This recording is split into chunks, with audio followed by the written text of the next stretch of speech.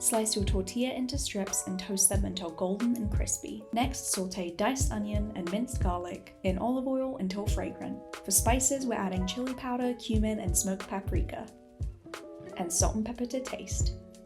Pour in your chicken broth, chicken, black beans, corn, and crushed tomatoes. Give it a stir, then simmer for 10 minutes.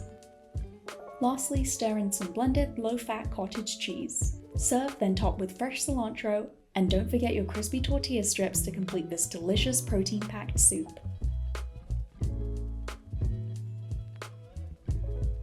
Start by sautéing onion and garlic in olive oil until fragrant, stir in salt and pepper, chopped basil, then pour in your crushed tomatoes, vegetable broth, and chickpeas for extra plant-based protein. Let that simmer for about 10 minutes and then blend until smooth. Transfer your soup back into the pot and stir in some blended low-fat cottage cheese and Greek yogurt. Serve hot with fresh chopped basil on top, and you've got a high-protein twist on a classic comfort food.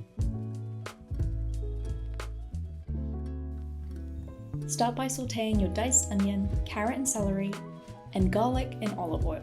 Next, stir in cumin and thyme, pour in your vegetable broth, add the lentils, chicken, salt and pepper, then let that simmer for about 25 to 30 minutes until the lentils are tender. Finish with a generous amount of spinach for an extra boost of greens.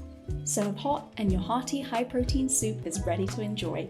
And there you have it! 3 high-protein soups that are seriously delicious and will actually keep you full. Which one are you trying first? Let us know in the comments below, and don't forget to follow Noom for more easy recipes.